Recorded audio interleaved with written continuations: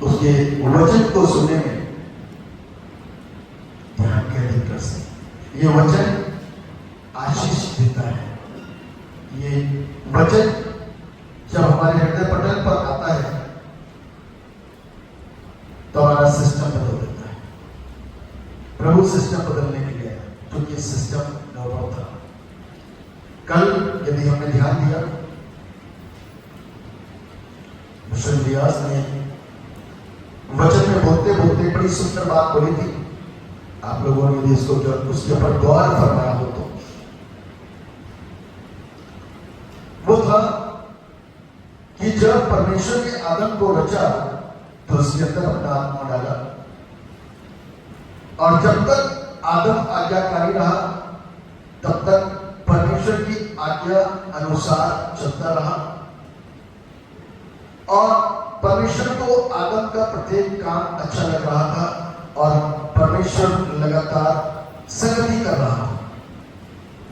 जिस दिन आदम के जीवन से गुनाह और पाप हो गया, उस दिन भी प्रभु संगति करने ही आया था। क्योंकि अब उसके जीवन के द्वारा, उसके शरीर के इन अंगों के द्वारा कुछ ऐसा पाप हो गया जिस पाप को वो समझ गया कि आई एम अ सिनर। इसीलिए वो पवित्र परमेश्वर की पवित्रताई में जाने से अपने आप को रोक लिया, उसकी उपस्थिति में नहीं लिया, अपने आप को छुपा लिया।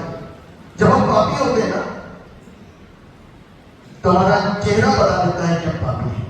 हमारे मुंह से निकलने वाले बोल की हवाहट बता देती है कि हम पापी हैं, कि हम गलती करे हुए। हम अपने आप को छिपाने लगते हैं। ठीक कुछ इसी प्रकार से आदम ने भी अपने आप को पेड़ के पीछे जाकर के छिपा लिया और चुप करके बातें कर रहे हैं, क्योंकि पाप पवित्र परमेश्वर के सामने आंख नहीं मिला सकता, इसलिए चुप करके जवाब दे रहा है, प्रभु मैं यहां पर। उसके बाद से जो संतानें उत्पन्न हो रही है वो पापमय है, पापमय है। उसके लिए हमको और आपको उस प्रेजेंस में आना है, उस उपस्थिति में आना है, उन बातों को अपनाना है जिससे कि हमारा पापी जीवन के ऊपर प्रभाव पड़े और हमारे कर्म और काम बदल जाए, और उस वक्त से और उस समय से हम पापी ना हैं, विश्वास करने के द्वारा। इसलिए कल एक बात को शेयर कर रहा था, छोटी सी है, कि दुनिया की नजर में क्रिश्चियनिटी एक रिलीजन है, लेकिन परमेश्वर ने मुझको और आपको कभी भी धर्म में नहीं बांधा। परमेश्वर ने मुझको और आपको विश्वास दिया। विश्वास करो तो तू और तेरा घराना, क्योंकि परमेश्वर ने जगत से ऐसा प्रेम करा कि उसने अपने इकलौता पुत्र दे दिया, ताकि जो कोई उस पर नाश ना हो परंतु अनंत जीवन पाए। दिस इज द फेथ, ये विश्वास है। और विश्वास करने के लिए मुझको और आपको अपनी जिंदगी के अंदर एक चयन करना है, एक फैसला लेना है, एक निर्णय लेना है कि विश्वास में रहूं, विश्वास में बना रहूं, या विश्वास के साथ रहूं। दो चीजें। हम और आप धर्म के साथ में रिचुअल्स में रह करके जिंदगी को जीते हैं, विश्वास में रह करके। विश्वास में रहने का मतलब है विश्वास में जीना। जिस विश्वास को हमने माना है, जो हमारे विश्वास की आधारशिला है, जीसस क्राइस्ट यीशु मसीह, उसमें रहना, वो हमारा गुरु है, वो हमारा प्रभु है, वो हमारा हीरो है। He is my everything. उसको देख करके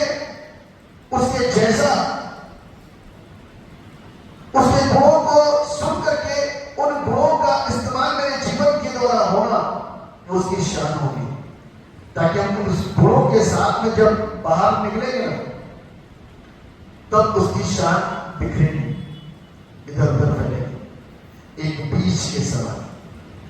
हमारा जीवन बाहर निकल करके बीज बो करके आता है उसके गुणों के आधार पर, और जब वो बीज दूसरे के जीवन पे जाकर के संपर्क करता है और यदि उस बीज को वो ग्रहण कर लेता है तो उसके जीवन के ऊपर हमारे जीवन का और बीज का प्रभाव पड़ जाता है। यदि कोई नजरअंदाज करता है तो वो ऐसे ही चला जाता है। इसलिए आज जिस विषय के ऊपर हम बातचीत करने जा रहे हैं बड़ा मुख्य विषय है। The one thing necessary is God Himself. मनुष्य को केवल एक ही वस्तु की आवश्यकता है, वो है स्वयं परमेश्वर। एक प्रश्न,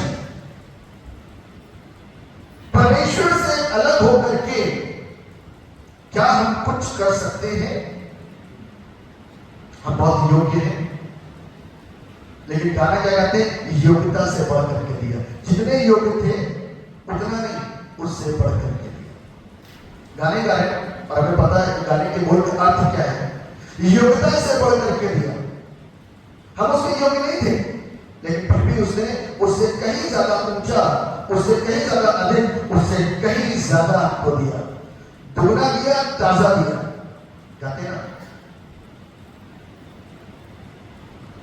इसीलिए हमको और आपको इस बात को सीखना है, इस बात को समझना है कि परमेश्वर मेरी और आपकी एक आवश्यकता है, परमेश्वर मेरी और आपकी एक जरूरत है। हम धरती पर कभी भी इस बात के ऊपर अहंकार न करें कि आई एम इटसेल्फ एवरीथिंग। यदि हम इस तरीके से सोचते हैं तो शायद ये मेरी और आपकी एक जिंदगी की सबसे बड़ी गलती और भूल होगी। क्योंकि परमेश्वर का कलाम मुझको आपको इस बात को सिखाता है कि उसने जगत के मूर्खों को चुना। किसको चुना? क्योंकि बुद्धिमान तो अपने आप को समझते थे कि आई एम वेल एजुकेटेड, हमें सब कुछ पता है, तो प्रभु उन सब कुछ पता वालों को लज्जित करना चाहता है। तो उसने जगत के उन लोगों को चुना, प्रभु मुझे कुछ नहीं आता, चल तुझे बनाता हूं सब कुछ। उसने जगत के उन ताकतवरों को नहीं चुना, उसने जगत के उन कमजोरों और लाचारों और निर्बलों का चुनाव किया। प्रभु मेरे अंदर ताकत ही नहीं, चल तुझे ताकतवर बनाता हूं, और उसने बनाया। सुना, और ऐसा ही है। शाऊल जो इजराइल का सबसे पहला बादशाह बना, सबसे पहला राजा बना, अपने आप को छिपा रहा था, सबसे पीछे छुप करके। अब छुपा यूं नहीं पाता क्योंकि हर इंसान से ज्यादा इतनी निकलती ही हाइट उसकी थी, तो कितना छुपाएगा, कितनी गर्दन नीचे करेगा। बाइबल के अंदर ऐसे लिखा हुआ है कि वो अपने आप को छिपा रहा था, लेकिन वो काफी लंबा था, इसके चलते वो अपने आप को छिपा नहीं पाता, तो उसी का चुनाव करा गया। ढील डॉल में क्या था, लेकिन वो उस जिम्मेवारी को लेने के लिए अपने आप को अयोग्य, कमजोर, अनिर्बुद्धि जान रहा था, समझ रहा था मैं कैसे कर पाऊंगा। तब उसी का ही चुनाव हुआ और वही राजा बन गया, वही राजा बन गया। और राजा बनने के बाद में उसके जीवन के दौरान बड़े बड़े काम हुए, लेकिन एक वक्त आया कि जब उसके जीवन से बड़े बड़े काम होने लग गए तो उसके अंदर कुछ अहंकार समा गया, घमंड आ गया, परमेश्वर की आज्ञा, परमेश्वर की बात को टालना सीख गया। और जैसे ही ऐसा उसके जीवन से झलकने लगा, तुरंत परमेश्वर ने उसको चेक करवाया शक्ल के द्वारा, और शक्ल के सामने वो साफ झूठ बोल दिया या अपने तरीके से शब्दों को मैनिपुलेट कर दिया। क्योंकि शक्ल ने बोला कि तुम, परमेश्वर ने तुझे मना नहीं करा था कि सारी चीजें तू वहीं छोड़ के ना, कुछ भी ना कहना, सब कुछ मैं खत्म मेरे परमेश्वर के लायक, अब वो उसका नहीं रहा, अब वो तेरा हो गया। इसीलिए मेरे भाई आज इस चीज को हमको और आपको सीखना है, इस चीज को हमको समझना है। तो one thing is necessary is God himself. मनुष्य को केवल एक ही वस्तु की आवश्यकता है और वो स्वयं परमेश्वर है, क्योंकि हम इस बात पर विश्वास करते हैं कि परमेश्वर के बगैर हम कुछ नहीं। परमेश्वर के साथ चलते हुए तो हम सब कुछ है, लेकिन परमेश्वर के बगैर हम कुछ भी नहीं। आज की दुनिया की दौड़ में हम दौड़ रहे हैं, दौड़ है, और वो दौड़ है किसी चीज को प्राप्त करने की। धन दौलत, नाम, अच्छी नौकरी, बाहर जाना, किसी से विवाह करना, वो भी एक दौड़ है कि वो पसंद है हमें। लेकिन परमेश्वर हमारी जिंदगी की दौड़ का हिस्सा नहीं है, जिससे वो सारी चीजें मिली। बाकी सारी चीजों के पीछे मैं और आप दौड़ रहे, और दौड़ का मतलब जिस चीज को मैं प्राप्त करना है ना। अब आप सोचो कोई चीज मुझे प्राप्त करनी है, तो उसको प्राप्त करने के लिए मेरा दिन रात एक होता है। रात में सोते समय भी वही याद आता है कि मुझे करना क्या है।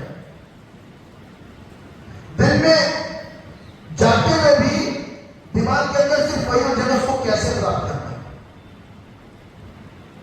लेकिन परमेश्वर को प्राप्त करना मेरी प्राथमिकता कई बार नहीं होती, और इसलिए विफलताएं और असफलताएं मेरे जीवन का भाग और एक हिस्सा हो जाती है। एक जिक्र है बाइबल का, मेरे साथ निकाल लीजिए, लूका रचित सुसमाचार उसका 10वां अध्याय। लूका रचित सुसमाचार उसका 10वां अध्याय और उसके 38 पद से मैं आपके समक्ष में पढ़ूंगा। लूका 10 और उसके 38 पद से लिखा, मार्था और मरियम के घर यीशु जब जा रहे थे तो वहां एक गांव में गया, और वो वहां एक गांव में गया, और मार्था नामक एक स्त्री ने उसे अपने घर में उतारा। अब यीशु मसीह जाता है, उसको बुला लिया, प्रभु जी मेरे घर आइए ना। मार्था ने सोचा आज प्रभु घर आ गया है, उसके चरण हमारे घर में पड़ गए, ये हमारा सौभाग्य है, आज अच्छे से अच्छा और बेस्ट से बेस्ट खाना खिलाओगे। आनंद सोच। और लिखा हुआ है मरियम नामक उसकी एक बहन थी, वो प्रभु के चरणों में बैठकर उसका वचन सुनती थी। 2 बहनें थी, दोनों का चुनाव था, दोनों प्रभु को जानती थी कि आज प्रभु हमारे घर में पधारे हैं, तो अब करना क्या है।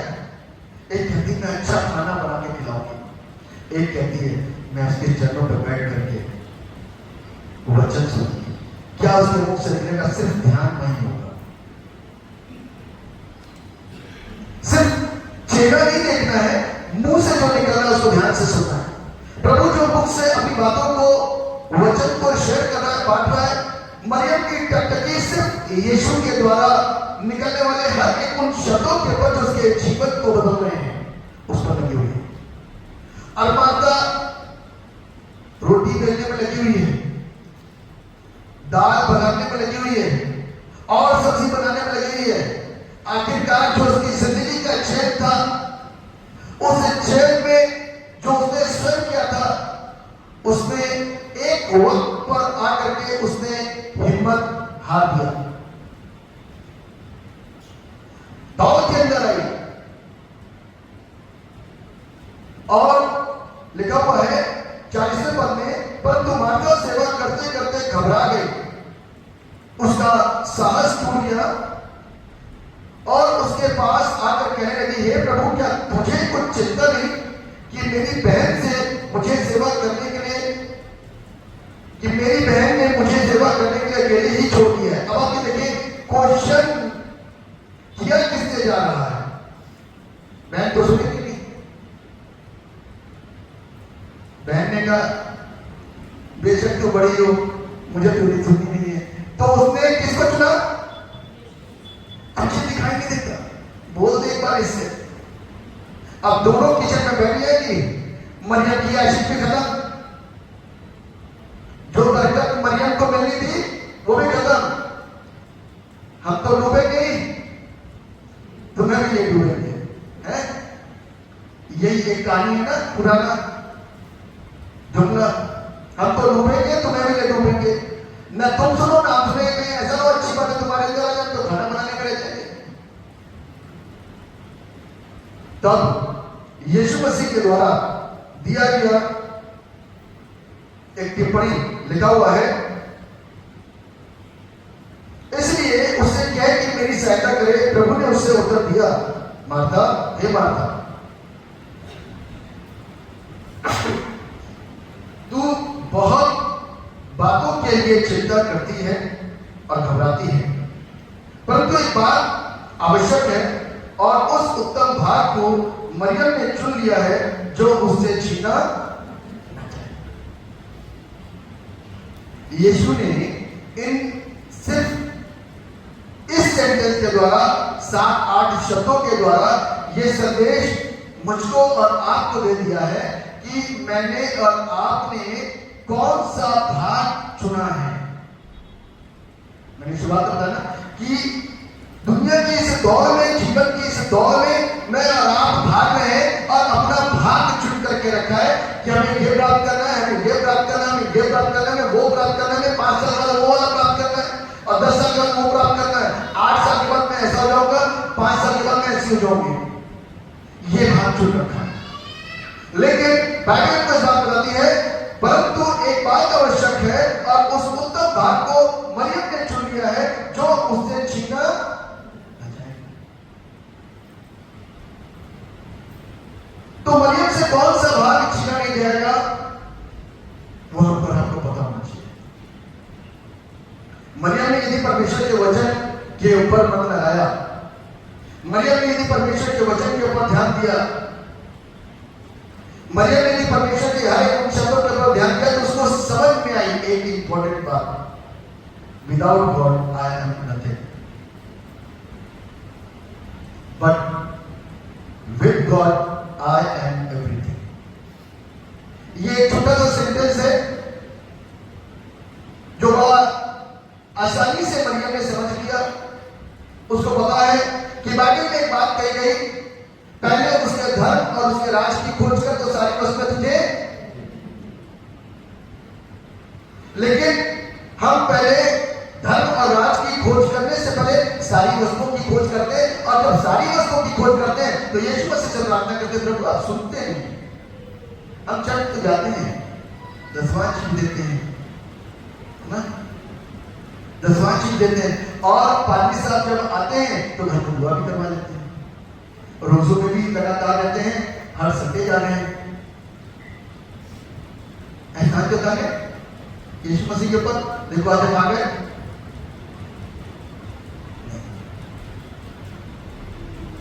हमारी जरूरत है यीशु,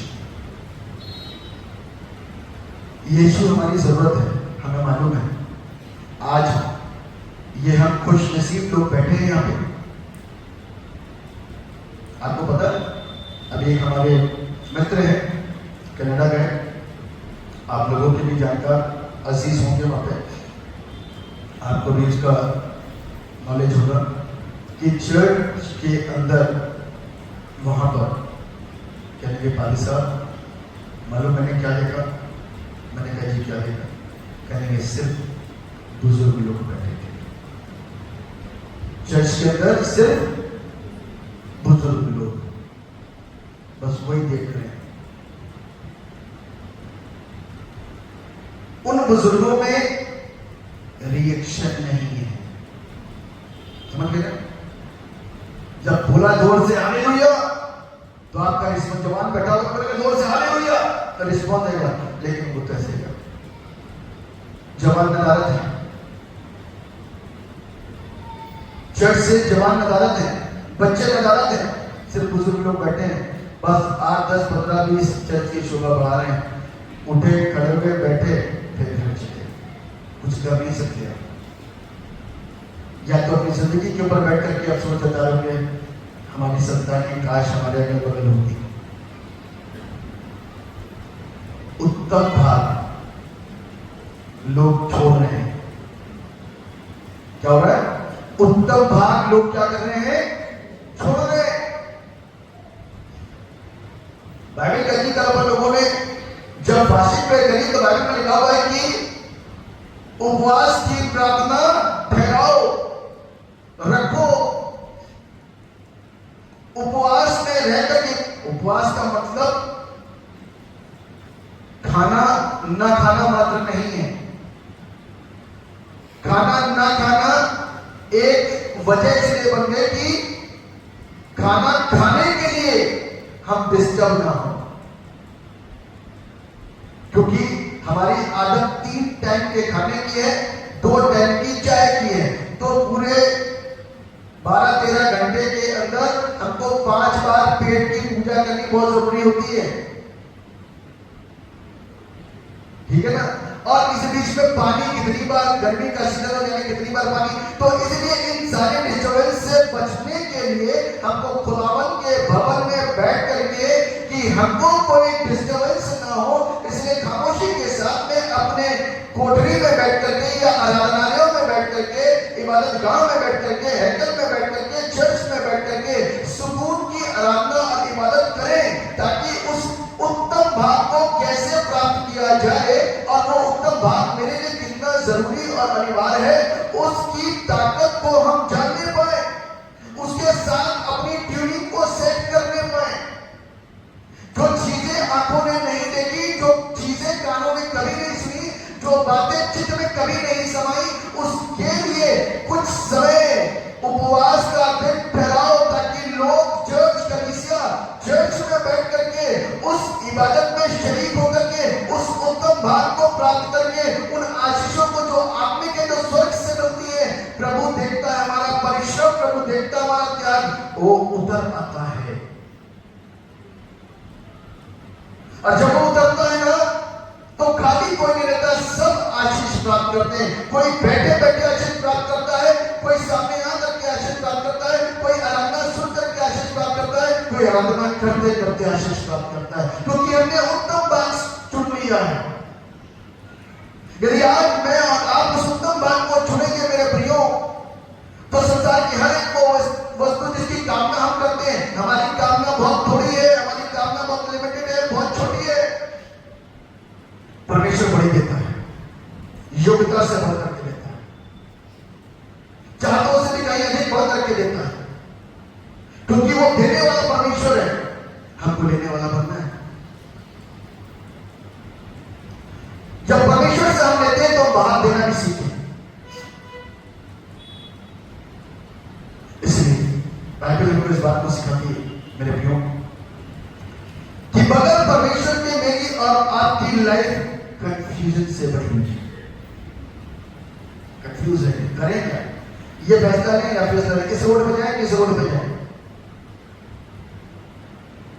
क्या फैसला लें? हम फैसला नहीं ले पा रहे, कंफ्यूज हैं। कभी हमने प्रभु को अपने हर डिसीजन के अंदर शामिल नहीं करा ना, हमने अपने आप को बुद्धिमान समझा, जैसे कई मुस्लिम बेटे ने अपने आप को बुद्धिमान समझा और समझा अपनी ख्वाहिशों को पूरा करने के लिए। अभी गीत है ना कर्म में कि अपनी ख्वाहिशों को छोड़ दिया, लेकिन वो अपनी ख्वाहिशों को पूरा करने के लिए संसार के लोगों के साथ मिल गया, मित्र मिल गए, दोस्त मिल गए, उसके साथ के लोग उसके हम उम्र में मिल गए और वो बह गए भावनाओं के अंदर और अपने बाप के घर को छोड़ दिया। बाप जो घर के अंदर दुआ किया करता था, बाप जो घर के अंदर इबादत किया करता था, पूरे परिवार को बैठ करके प्रार्थना में बैठा करके वचन पाना करता था, सिखाया करता था, उसको त्याग और उसको छोड़ करके हम संसार में चले गए ख्वाहिशों को पूरा करने के लिए। बहुत सारी ख्वाहिशें हमारे पास में। सोचिए, यदि आज परमेश्वर मुझको और आपको एक इजाजत दे दे, आज इस स्थिति में प्रभु आए या बोले आप सब स्वर्ग के अधिकारी हो गए, अब चिंता करने की कोई जरूरत नहीं, अब जो चाहो करो, तो चर्च कितने लोग हैं? हम सब नौकरी करते हैं और हम सबको सरकार अभी यहाँ पे बोल दे आपके अकाउंट में हर महीने 1 लाख रुपए आएगा, कितने लोग नौकरी करेंगे?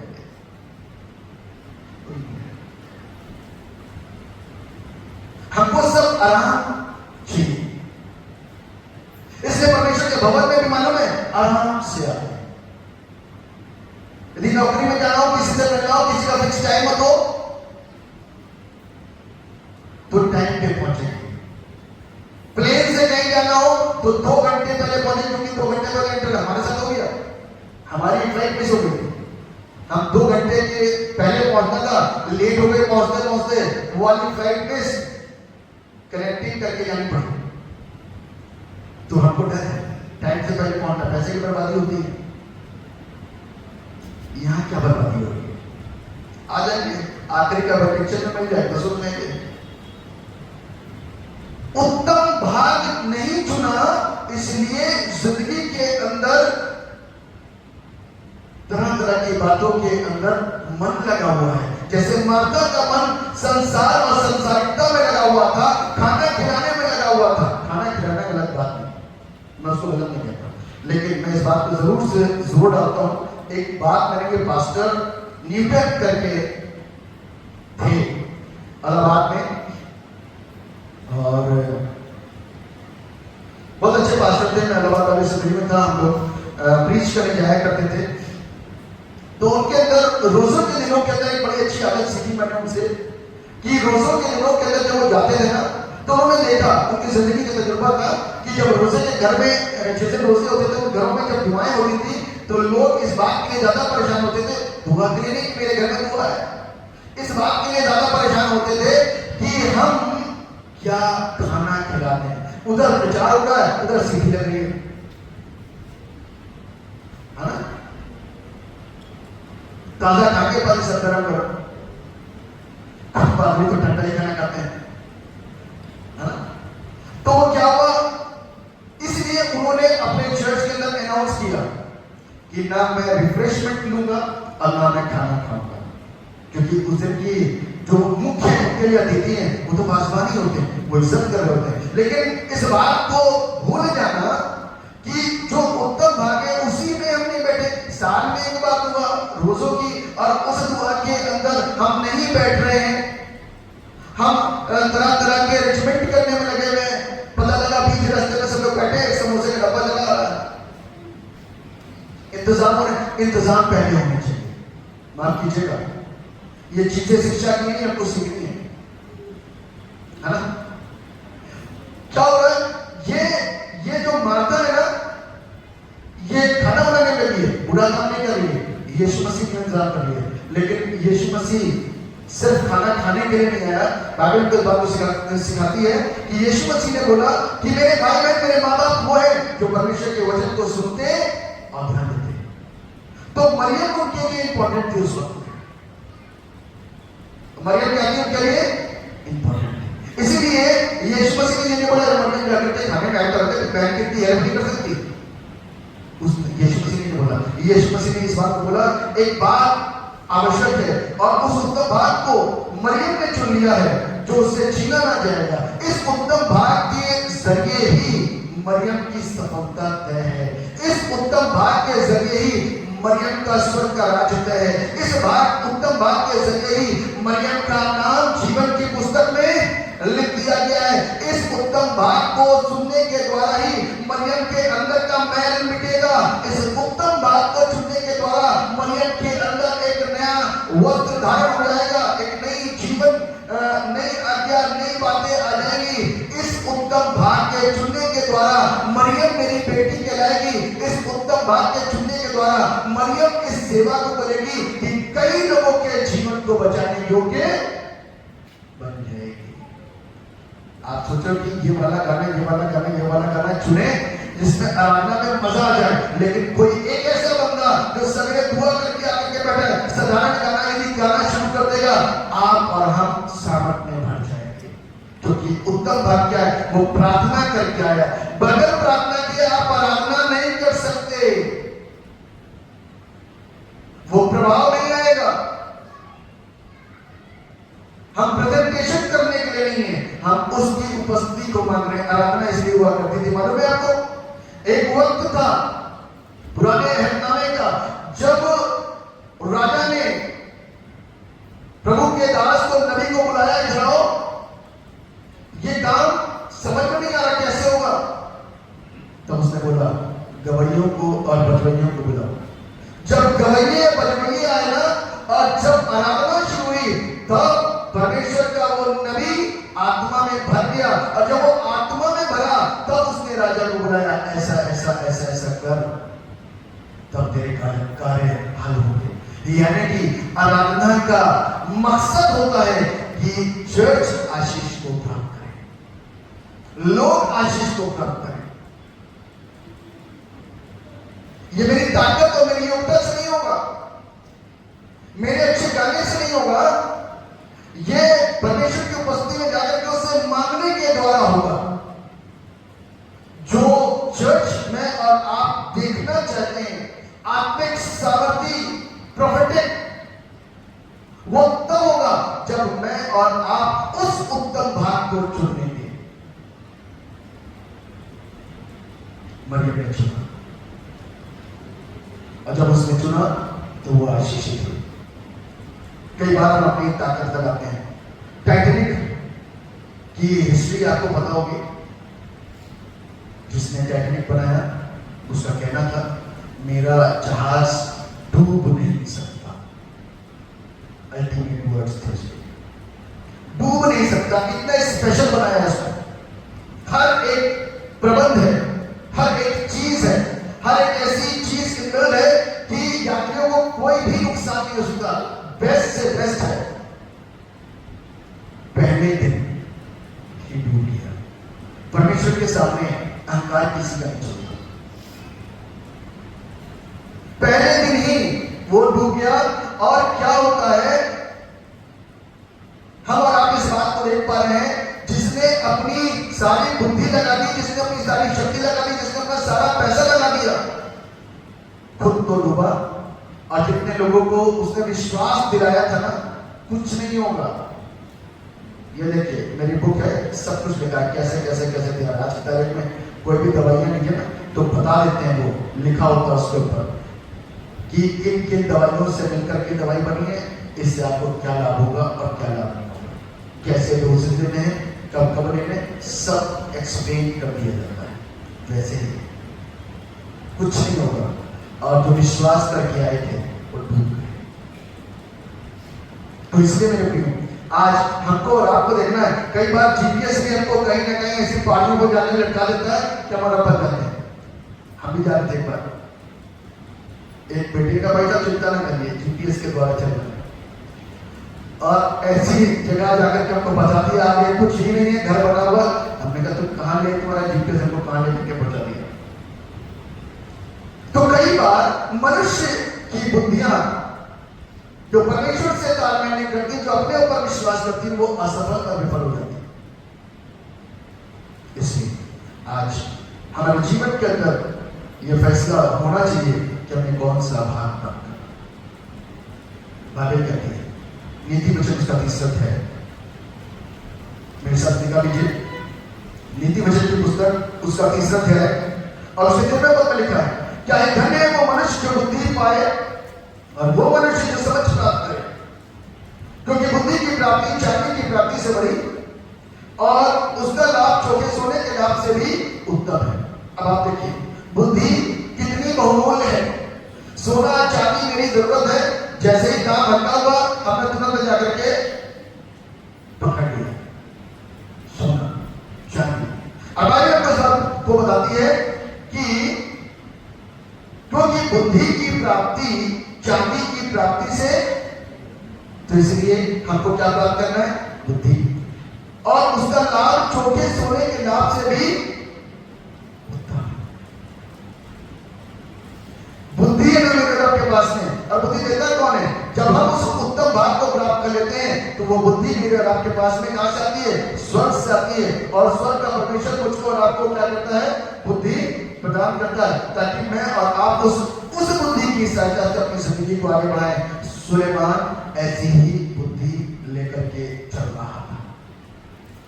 विफलता उसकी जिंदगी के अंदर तब आई जब उसने परमेश्वर की उस आज्ञा का उल्लंघन करा, जब उसने अपने लिए बहुत ज्यादा रानियां और उनकी दासियों को अपना बनाया और उनकी जितनी भी आइडियल वर्शिप थी उसके अंदर इन्वॉल्व हुआ।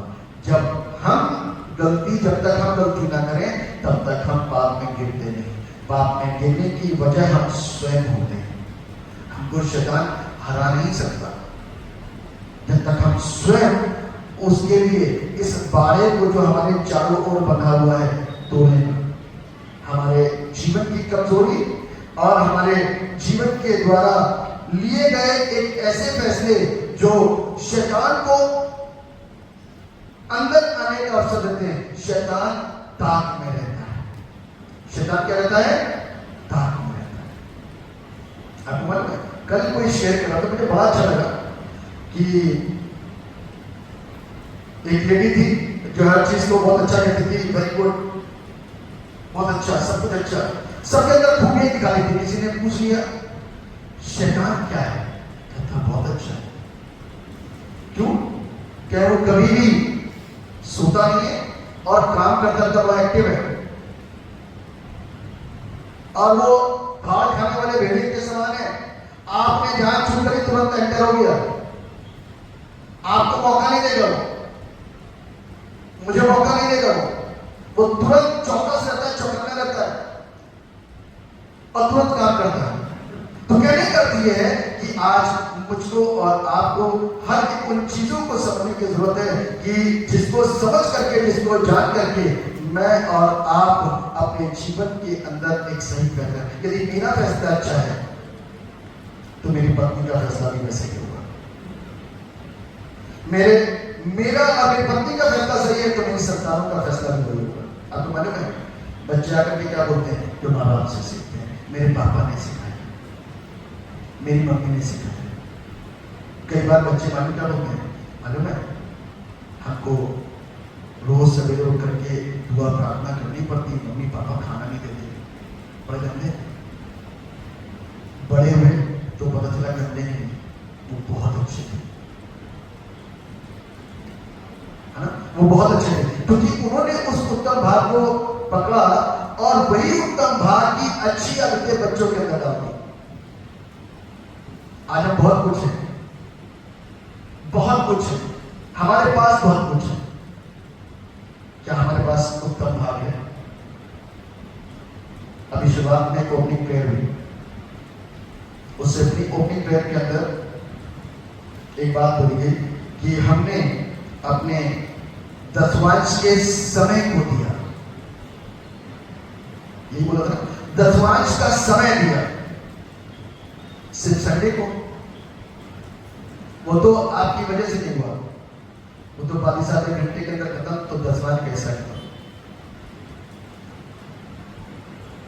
हम अपना एफर्ट क्या कर रहे हैं? What is our effort? हमारी अपनी कोशिश क्या है? हमारी अपनी कोशिश यही होनी चाहिए जो हिस्सा, जो भाग मरियम ने लिया, उस भाग को, उस भाग को ले, ताकि मेरे जीवन के अंदर परिवर्तन आ सके। जो चीजें हमको चाहिए, जो आसानी से नहीं मिलती ना, वो इस भाग को प्राप्त करने से मिलेगी। जिन चीजों की मांग कर रहे हैं ना, वो इस भाग को प्राप्त करने से मिलेगी। जो चीजें हमारी चाहते हैं वो इस भाग को प्राप्त करने से मिलेगी। यदि हम चाहते हैं हमारा बच्चा जो बीमार है वो चंगा हो जाए, तो वो इस भाग को प्राप्त करने से मिलेगी। यदि हम चाहते हैं मेरे बच्चे को सफलताएं मिल जाए, तो वो इस भाग को प्राप्त करने से मिलेंगे। यदि हम सोचते हैं कि अच्छे वर्शिपर बन जाए, तो वो इस भाग को प्राप्त करने से मिलेगी, अपना समय लेने से मिलेगी। यदि हम सोचते हैं कि हम अच्छा प्रचार करने वाले बन जाए, तो इस भाग से हमको ये सारी चीजें प्राप्त होंगी।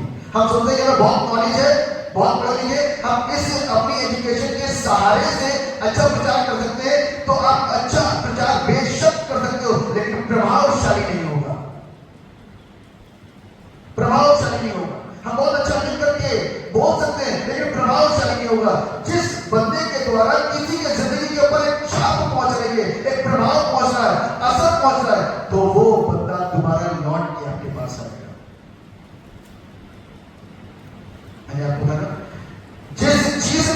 नहीं है वहां विफलता और असफलता है। ख्वाहिशों को पूरा करने के लिए तो पहुंच गया था मुझसे बेटा, लेकिन हार करके, निराश होकर के, टूट करके, बिखर करके, नष्ट होकर के लौट करके आ रहा है। जहां प्रभु नहीं है वहां ऐसी ही उदासीनता पाई जाती है, और जहां पर प्रभु है वहां पर आनंद की भरपूरी। गीतकार ने बड़े अच्छे शब्द लिखे, तेरे भवन में प्रभु आनंद की भरपूरी। उसके भवन में आनंद की भरपूरी है, बेशक, क्योंकि यहां से हम कुछ उत्तम सीख करके जाते हैं। हम बाइबल पढ़ते हैं, मैं दूसरों से सीखता हूं, है ना? मैं दूसरों से सीखता हूं, आप दूसरों से सीखते हो, आप चर्चा करके सीखते हो।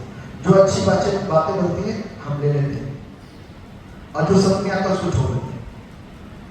लेकिन मुझे एक अच्छी संगति करनी, अच्छी संगति में जाना, अच्छी खुराक खाना मेरे और आपके लिए बहुत जरूरी है।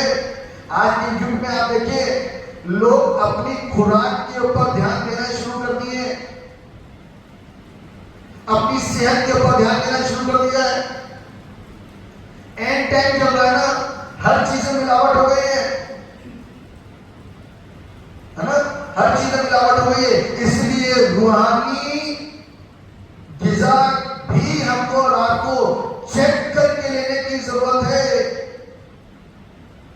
मिलावट तो नहीं आ रही है, कोई एक ही दिशा में तो घुमाए नहीं जा रहे, वचन पर आधारित है या नहीं, खुद कोशिश करें, और अच्छा लगे तो उस खुराक को लेने के लिए उस स्थान पर पहुंचे, उस जगह पर पहुंचे जहां से मुझको और आपको मेरी आत्मिकता में असर होता हुआ दिखाई दे रहा हूं, मेरे विश्वास में असर होता हुआ दिखाई दे रहा हूं। मुझे एहसास हो कि आज तक मैंने कोई काम गलत कर रहा था, लेकिन आज सुनने के द्वारा मेरे जीवन के अंदर एक नई शिक्षा आई, और उस नई शिक्षा को ग्रहण करने के बाद और प्राप्त करने के बाद में अब से मैं यही सीधी चाल चलूंगा, टेढ़ा मेढ़ा होकर के नहीं जाऊंगा।